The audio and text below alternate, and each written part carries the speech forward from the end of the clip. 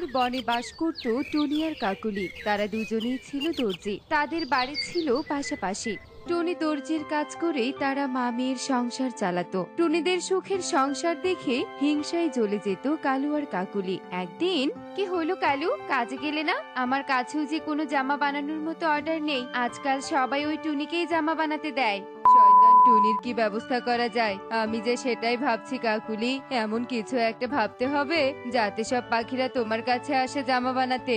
এভাবেই কালু আর কাকুলি টুনির বিরুদ্ধে ষড়যন্ত্র করতে থাকে, আর অন্যদিকে টুনি আপন মনে সেলাই করতে থাকে। ও মা, আমি স্কুলে গেলাম।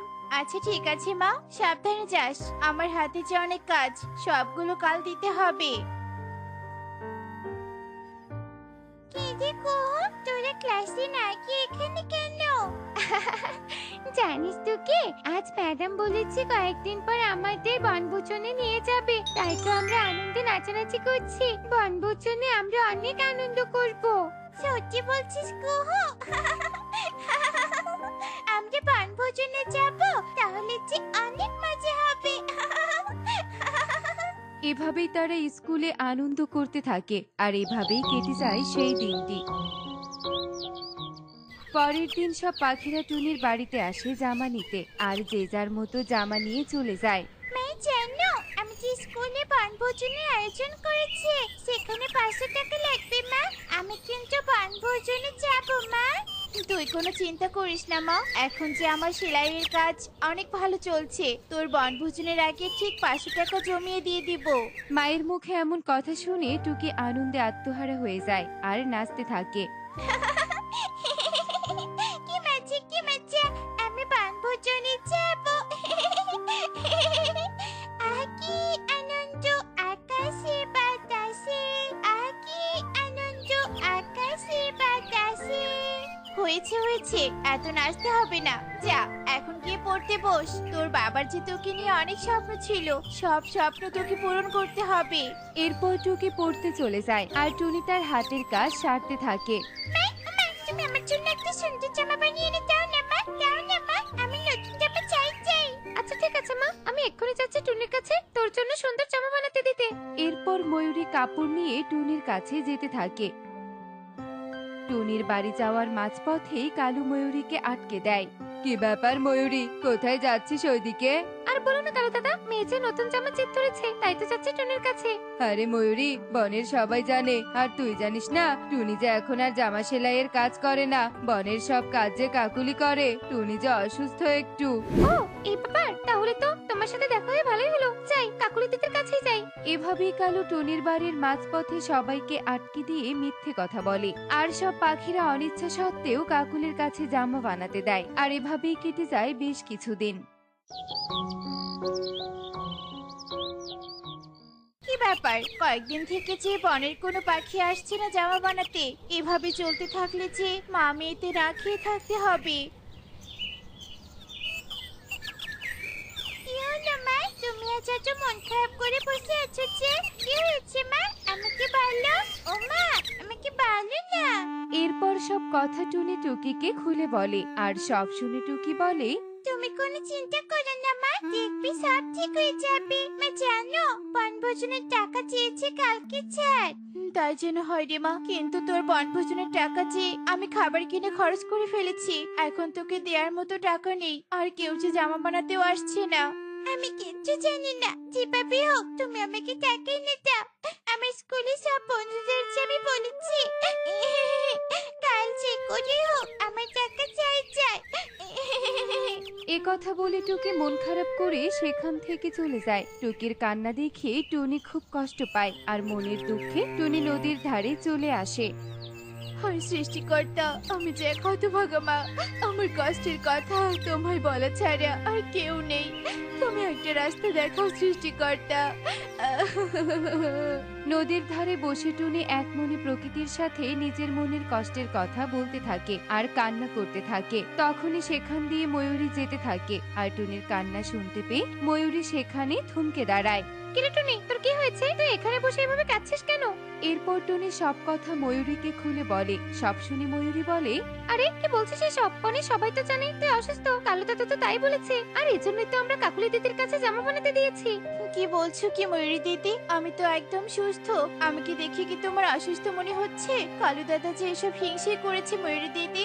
ঠিক বলেছিস টুনি, এখন যে আমার আর গোছার বাকি নেই। শয়তান কালুকে এর জন্য উচিত শিক্ষা দিতেই হবে। কিন্তু তার আগে চল তোকে একটা ভালো কাজের ব্যবস্থা করে দেই। এরপর ময়ূরী টুনিকে নিয়ে সোজা রাজার কাছে চলে আসে। আর রাজার কাছে গিয়ে ময়ূরী বলে, রাজামশাই রাজামশাই, শুনলাম আপনার নাকি বিয়ে, আর আপনার বিয়ের জামা বানানোর জন্য একজন ভালো দর্জি খুঁজছেন। ঠিক শুনেছো ময়ূরী, বিয়ের জন্য আমি সুন্দর একটা জামা বানাতে চাই। আর যে দর্জি আমার মনের মতো হলুদ জামা বানিয়ে দিতে পারবে তাকে আমি অনেক স্বর্ণমুদ্রা উপহার দিব। রাজামশাই, আপনি আমার উপর ভরসা রাখতে পারেন, আমি ঠিক পারবো। আচ্ছা ঠিক আছে, কিন্তু মনে রাখিস এটা আমার বিয়ের জামা। এরপর রাজা ঈগল খুশি হয়ে টুনিকে কিছু টাকা বকশিস স্বরূপ দিয়ে দেয়। আর টুনি অনেক খুশি হয়ে সেই টাকা আর কাপড় নিয়ে বাড়িতে চলে আসে। আর টুনি বাড়িতে এসে দেখতে পায় টুকি কান্না করছে। মা টুকি, কান্না করিস না, আমাদের দুঃখের দিন যে ঘুরিয়েছে। এই দেখ কত টাকা। ও মা, তুমি তো বলেছিলে তোমার কাছে কোনো টাকা নেই, তাহলে এত টাকা কোথায় পেলে মা? এরপর টুনি সব ঘটনা টুকিকে খুলে বলে। আর সব শুনে টুকি খুব খুশি হয়ে যায়। এভাবেই কেটে যায় বেশ কিছুদিন। কি ব্যাপার কাকুলি, পাখিরা দেখে আবার টুনির বাড়িতে যাচ্ছে, আমাদের বাড়িতে কেউ আসছে না। তাহলে কি সবাই সব জেনে গেল? আমিও যে কিচ্ছু বুঝতে পারছি না কালু, কিন্তু মনে হচ্ছে আমাদের কয়েকদিন বাইরে না যাওয়াই ভালো হবে। একদম ঠিক বলেছো কাকুলি, এই কয়েকদিন একটু চুপচাপ থাকাই ভালো। এভাবেই কেটে যায় বেশ কিছুদিন। পাখিরা আবার টুনির কাছে জামা বানাতে আসে। আর টুনিও তাদের খুব সুন্দর সুন্দর জামা বানিয়ে দেয়। টুনি রাজা ঈগলের জামা খুব যত্ন সহকারে বানাতে থাকে। আর টুকির স্কুলের বনভোজনের দিনও চলে আসে। রে টুকি, তুই তো বলেছিলি আসবি না, তোর নাকি টাকা নেই, তাহলে এখন এলি যে? আমার মায়ের যে অনেক টাকা, এখন বনের রাজামশাইয়ের বিয়ে আর তার জামা বানানোর দায়িত্ব পড়েছে মায়ের উপর। রাজামশাই মাকে অনেক টাকা দিয়েছে। টুকি সরল মনে সব কথা কুহুকে বলে দেয়। আর কুহু হিংসেই চলে যায়। আর সে অনুষ্ঠান শেষ হওয়ার আগেই বাড়িতে চলে আসে। কিরে কুহু, তুই এত তাড়াতাড়ি চলে এলি যে? এরপর কুহু সব কথা তার মা বাবাকে খুলে বলে। সব শুনে কাকুলি বলে, না, এটা কিছুতেই হতে পারে না। এই বনের সবচেয়ে ভালো দর্জি পাখি হলাম আমি। রাজার জামা বানানোর অধিকার শুধু আমার রয়েছে। কালু, তুমি এমন কিছু করো যাতে টুনি রাজার থেকে পুরস্কারের বদলে অপমানের শাস্তি পায়। তুমি একদম নিশ্চিন্তে থাকো কাকুলি, যা করার আমি করব। এরপর কালু মনে মনে শয়তানি বুদ্ধি আঁটতে থাকে। আর এভাবেই সেই দিনটি কেটে যায়। আর রাত নেমে আসে। কালু রাতের অন্ধকারের সুযোগ নিয়ে টুনির বাড়িতে রাজার হলুদ জামা চুরি করতে যায়। আর চুরি করার সময় টুনি কালুকে হাতে নাতে ধরে ফেলে। কি ব্যাপার কালু দাদা, এত রাতে তুমি আমার বাড়িতে কি করো? আর তোমার হাতে রাজামশাইয়ের হলুদ জামা কেন? কালু টুনির কাছে ধরা পড়ে আমতা আমতা করতে থাকে। আর বলে, না মানে টুনি, আমি তো দেখতে এসেছিলাম তুই রাজা মশাইয়ের হলুদ জামা কিভাবে বানিয়েছিস। একদম মিথ্যে কথা বলো না কালু দাদা, তুমি এই হলুদ জামা চুরি করতে এসেছিলে। তুমি কি ভেবেছো বনের পাখিরা আমাকে কিছুই বলেনি? আমি সব জানি কালু দাদা। এরপর টুনির রাত শেষ হওয়ার অপেক্ষা করে। আর সকাল হতেই টুনি রাজার কাছে গিয়ে সব ঘটনা খুলে বলে। সব শুনে রাজা মশাই অনেক রেগে যায়। সেনাপতি, ওই কালু আর কাকুলিকে ধরে এনে কালো কুঠিরিতে বন্দি করো। এটাই হবে ওদের মিথ্যে বলা আর অন্যায়ের শাস্তি।